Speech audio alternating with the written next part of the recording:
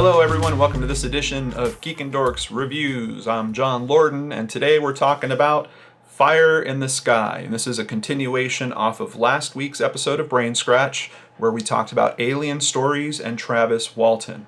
Fire in the Sky is actually about Travis's story. It is based on his book, though it is worth noting it is loosely based on his book.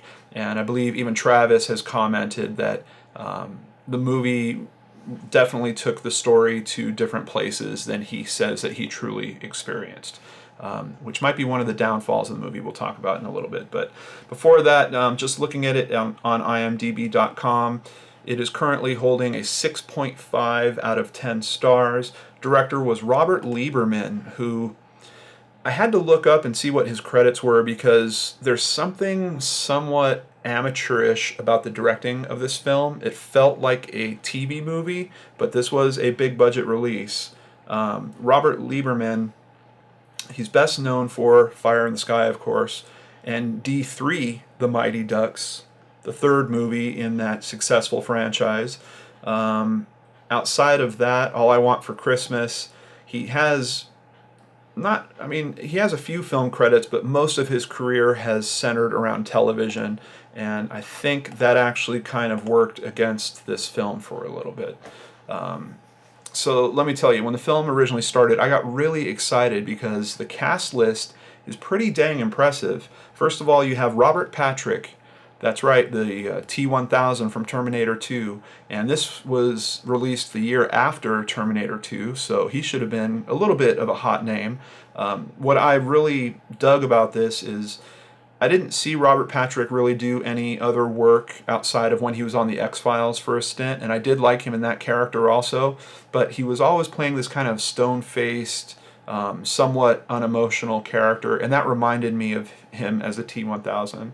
And in this film, he really gives a very good performance. For all the knocks that I have about the directing, for some reason, Robert Patrick's performance was really well done, very enjoyable, and it's a good thing because he's playing Mike Rogers, who is Travis's friend and soon-to-be brother-in-law. And he is basically the lead person in the film while Travis is abducted. The film does this weird thing that when Travis comes back, all of a sudden it shifts focus and Travis is the main person, which just in terms of film writing and telling a narrative, I found it jarring. I wanted to stay with Robert Patrick's character, Mike Rogers, and all of a sudden the movie just cuts you away to Travis Walton. So outside of that, Peter Berg, very strong actor, really good to see him. Henry Thomas, does that name sound familiar? He was Elliot in E.T. So very cool casting decision to bring Henry into this, although I think they may have missed the boat by not casting him as Travis. Travis, if I remember right, was only 22 when this happened. Henry has a very young face. They cast him as a 17-year-old in this, but I didn't buy that he was 17. He looks older than 17. I think he very easily could have played Travis. Outside of that, you've got James Garner, a bunch of people from different television shows that you would recognize. Very good, well-rounded cast. But here we get to probably my biggest ding about this movie. Good cast except for the guy playing Travis Walton, who, like I mentioned, takes up your focus for about half the movie. And the actor's name is D.B. Sweeney. Now, D.B. Sweeney kind of got big in the 80s. What was it? There was a movie he did where I want to say he was an ice skater or something like that. He's got tons of credits, mostly for television, it seems like. Let me just see if I can find that. Is it The Cutting Edge? Yes, The Cutting Edge. That was kind of his breakthrough. That was actually in 92. So this was only a year later. But I have to say, watching his performance in this film, I know if you've watched my videos before, I talk about my eye roll indicator, that for some reason I just get this physiological reaction when I see something that I think is really bad, and my eyes just go, oh man, they naturally roll on their own. And I had probably 2 or 3 good solid eye rolls in this film, mostly around D.B. Sweeney's performance. This film starts in this really cool way where you feel almost like it's a period piece. This is going on back in 1975. But then they introduce D.B. Sweeney's character, Travis Walton, who is like a Disney cartoon character jammed in the middle of this real world. Completely unbelievable, horribly overacted. It's uncomfortable to watch. He's literally like swinging his arms around. He's so excited about life. I couldn't believe what I was seeing. I was like, what is going on with this movie? Where did it go? Now, luckily, when he gets abducted, he's gone from the film, and that's for a real good chunk of the movie. And once again, it settles into a good drama about this small town mentality, people not believing these guys that they saw their friend abducted, the police and how the police are going through this. I do have to warn you, if you know the real facts of the case, or if you're interested in the real facts of the case, this movie stretches those in all kinds of weird directions. The main one that hit me was the lie detector. Now, if you watched Brain Scratch, we found the actual list of questions. There was only 4 questions that the lie detector administrator gave to them.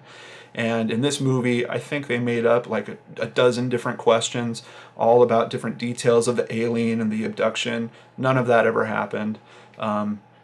But the biggest knock to this movie, outside of D.B. Sweeney, especially if you know the story of Travis Walton, is the depiction of what happened to him on the spaceship.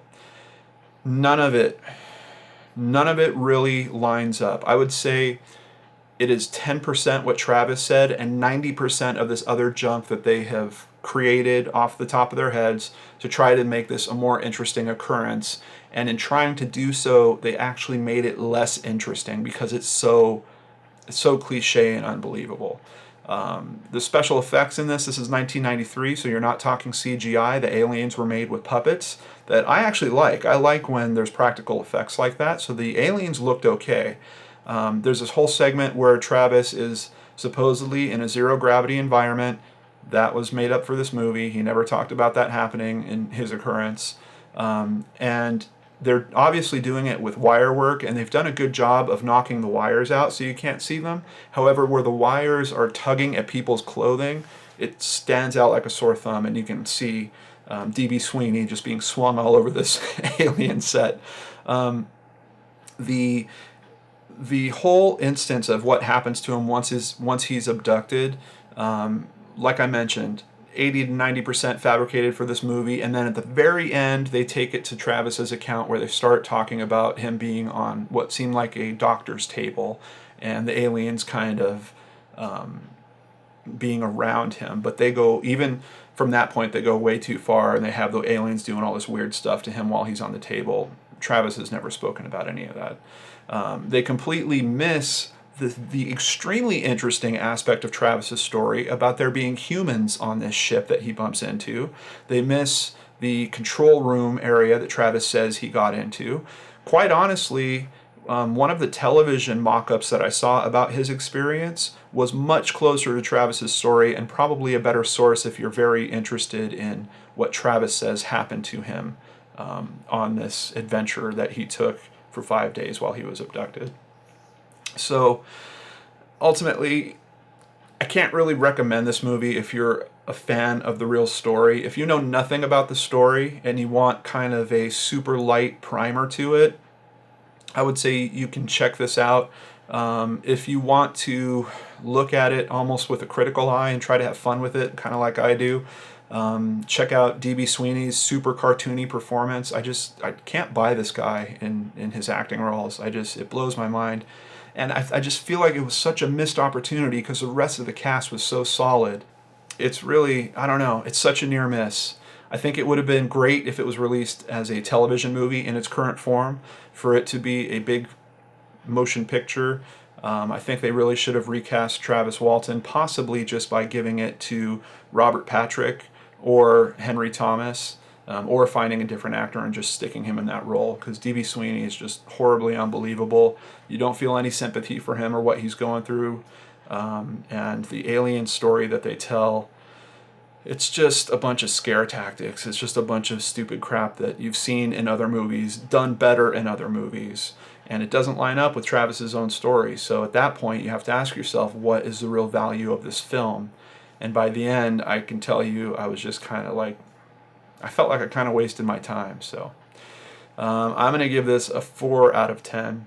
extremely low value for most of you brain scratchers out there. I think some of you, like I said, if you're interested in this story, you might be interested enough to check it out, but there's much better information out there just on YouTube that you can just search and watch for free rather than renting it. Ooh, I got stung for $4, man, renting this on Amazon. This should be free on Netflix or Hulu. But anyway, thank you so much for joining me on this Geek and Dorks review. I hope you will steer clear of this movie or watch it in a mood where you're ready to have some fun just by slaying the production. And I hope you're having a great week. I will catch you on the next show on the Geek and Dorks channel. Take care.